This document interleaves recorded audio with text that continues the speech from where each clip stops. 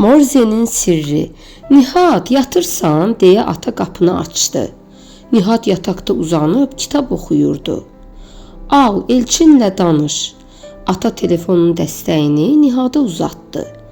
Elçin Nihadın əmisi oğlu idi. 3 yaş böyük olsa da onların söhbəti tuturdu. Amma indi gecə vaxtı idi. Biraz hal-əhval tutub sağollaşdılar. Nihad telefonu atasına qaytardı. Ata otaqdan çıxanda Nihad onu səslədi. Ata, necə olur ki, mən burada telefonla danışıram? Elçin şəhərin o başında səsimi eşidir. Nihad, bunu başa düşmək üçün hələ çox oxumalısan. Həmişə belə deyirsən. Oxuyuram da. Gör neçə kitab oxumuşam. Yaxşı, qulaq as. Qədimdə insanlar daha çox işıq vasitəsilə məlumat ötürürdülər. Axı gecə vaxtı işığı lap uzaqdan görmək olur. Məsələn, mayak kimi. Sonra alimlər kəşf etdilər ki, naqillər vasitəsilə çox uzaqlara səs siqnalı da ötürmək mümkündür. Telefon belə yarandı. Yox, bu hələ telefon deyildi.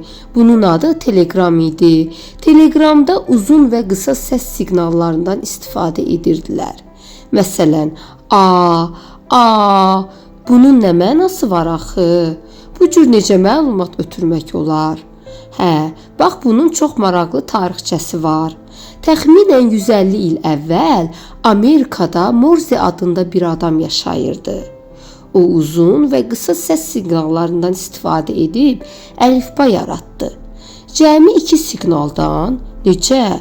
Nihad, artıq gecdir. İkimiz də yorulmuşuq. Sabah davam edərik. Yat mənim balam, gecən xeyrə qalsın. Ata işığı söndürüb otaqdan çıxdı. Nihadın gözləri yumulurdu. O artıq yuxulayırdı. Birdən qonşu otaqdan taqqıltı və qəribə siqnal səsləri eşidildi. Nihad çarpayıdan qalxıb otağın qapısını açdı. Qarşısına böyük bir otaq çıxdı. Otağın bir küncündə masanın arxasında bir kişi oturub işləyirdi. Bu uzun saqqallı, yaşlı bir adam idi. Nihad ona yaxınlaşdı. Bağışlayın, siz kimsiniz? Mən Samuel Morze. Bəs sən kimsən? Mənim adım Nihaddır. Cənab Morze, mən eşitmişəm ki, siz 2 siqnalın köməyi ilə əlifba yaratmışsınız. Bunu necə etmişsiniz? Cənab Morze otağın o biri küncünü göstərdi. O masanın üstündəki cihazı görürsən? Keç onun yanına. Nihad cihazın yanına getdi. Cənab Morze öz masasının üstündəki cihazda düymələri taqqıldatmağa başladı. Bu zaman qəribə səslər eşidilirdi. Uzun və qısa ciyilti səsləri. Nihadın qarşısındakı cihazda da həmin səslər təkrar olunurdu. Eyni zamanda cihazdan kağız lent çıxırdı. Lentin üzərində nöqtə və tire işarələri var idi. Cənab Morze Nihada yaxınlaşdı. Görürsən, bu cihaz qısa səsləri nöqtəyə, uzun səsləri tireyə çevirir. Bu işarələrin müxtəlif cür birləşməsi danışıq səslərini ifadə edir. Bax burada mən sənə salam göndərmişəm. Salam Nihad. Nihad sevinclə qışqırdı.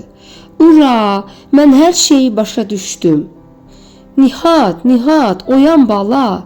Nihad gözlərini açdı. Başının üstündə atası ilə anası dayanıb narahatlıqla ona baxırdılar. Nihad çaşqın halda dilləndi. Bəs cənab Morze hanı?